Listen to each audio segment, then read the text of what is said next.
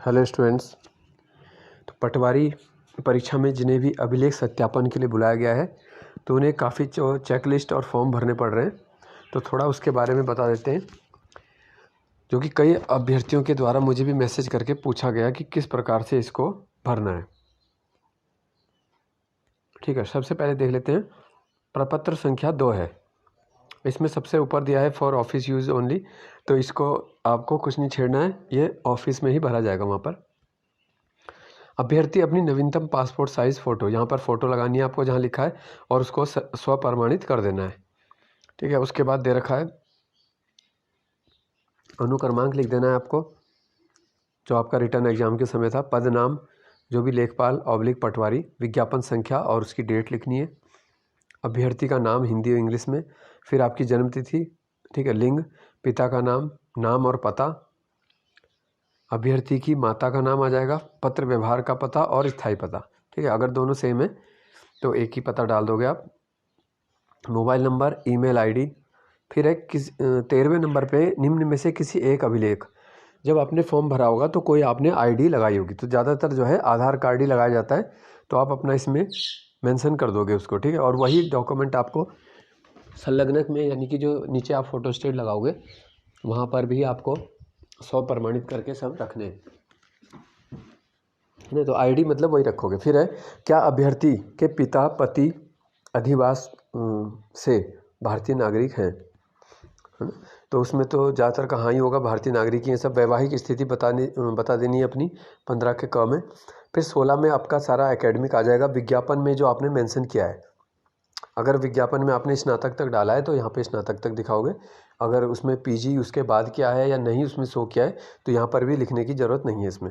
ठीक है, तो आपको अपना बोर्ड उत्तीर्ण करने का वर्ष, कौन से विषय लिए थे, प्राप्तांक, परसेंटेज लिख देना है, और प्रमाण पत्र संख्या भी डाल देनी है। फिर है प्रादेशिक सेना में कम से कम 2 वर्ष की सेवा।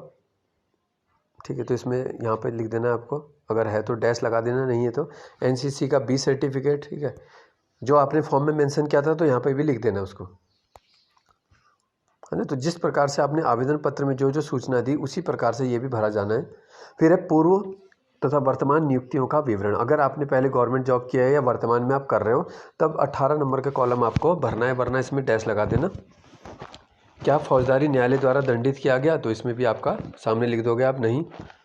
क्या संघ लोक सेवा आयोग या राज्य लोक सेवा आयोग द्वारा प्रतिवारित किया गया, यानी कि डिवार तब किया जाता है जब कोई गलत काम करते पकड़ा जाए, कोई नकल करते हुए, तो इसमें भी नहीं आ जाएगा। क्या सरकारी सेवा से हटाया गया, तो इसमें भी नहीं आएगा। ठीक है, फिर है अभ्यर्थन के संबंध में आयोग को कोई विशेष अनुभव देना चाहते हैं तो अलग से विवरण दें। ठीक है, तो यहाँ पे जो ज़रूरत नहीं है इसकी लिखने की, अलग से कुछ छोड़ देना इसको। अभ्यर्थी द्वारा फिर घोषणा आ जाएगी, आपके साइन आएंगे, पूरा नाम, पता, अंगूठे का निशान, पुरुष को दायां महिला को बायां लगाना है, याद रखना। दिनांक और स्थान आ जाएगा। नीचे आपने संलग्नक का विवरण देना है। देखो, अगर आपने 10वीं के अंक पत्र प्रमाण पत्र, फिर 12वीं का अंक पत्र प्रमाण पत्र, इसी तरह स्नातक के आ जाएंगे आपके तीनों वर्ष के, और आपका प्रमाण पत्र अगर प्रोविजनल है तो वो आ जाएगा। आपका डोमिसाइल आ जाएगा, एम्प्लॉयमेंट का आ जाएगा। ठीक है, आधार कार्ड आ जाएगा। तो यही सब आपके हैं। फिर इसका दूसरा दे रखा है, देखो प्रपत्र संख्या 3 दे रखा है, अटेस्टेशन फॉर्म यानी प्रमाणीकरण। इसमें भी सब वही है। देखो, अनुक्रमांक इसमें लिखा है, प्रपत्र में झूठी सूचना देना या छिपाना अनर्हता समझी जाएगी।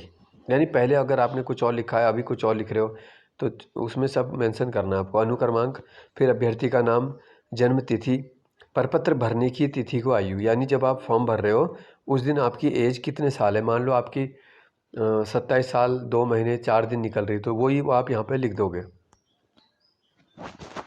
पिता का नाम, माता का नाम, विवाहित है तो अपने पति या पत्नी का नाम भी देंगे यहाँ पे।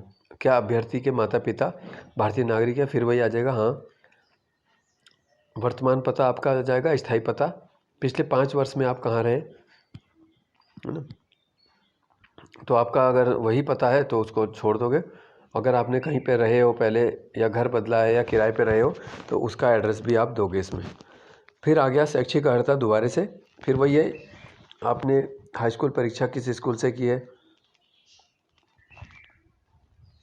ठीक है, इंटरमीडिएट, स्नातक सब कुछ लिखोगे। प्रवेश का वर्ष, उत्तीर्ण कब किया है, और परसेंट आपका कितना आया है। फिर है वही जो सरकारी सेवा में है उनके लिए, वरना आप छोड़ दोगे इसको। फिर अभ्यर्थी के वर्तमान पते के क्षेत्र के 2 व्यक्तियों का नाम आपको बताना है। अगर स्थायी पता अलग है तो वहाँ पर भी 2 लोग बताने हैं आपको, ठीक है। जिन भी 2 लोगों को आप जानते हो उनकी डिटेल आप यहाँ पे लिख देना, उनका नाम लिख देना और छोटा सा एड्रेस करके लिख देना। जितना कॉलम बनाए उतनी जगह में आपको लिखना है, ठीक है। जैसे ग्राम, पोस्ट ऑफिस, डिस्ट्रिक्ट लिख दिया, बस बहुत है, और उस व्यक्ति का नाम लिख देना, है ना। तो ये बस ऐसे ही है, कोई ज़्यादा वो नहीं है इसमें। फिर है क्या न्यायालय द्वारा गिरफ्तार अभियोजित किए गए, तो इन सब में आपका नहीं आ गया, है ना। कोई मुकदमा आपके समय, कोई वाद विचाराधीन है, इसमें भी नहीं आ जाएगा।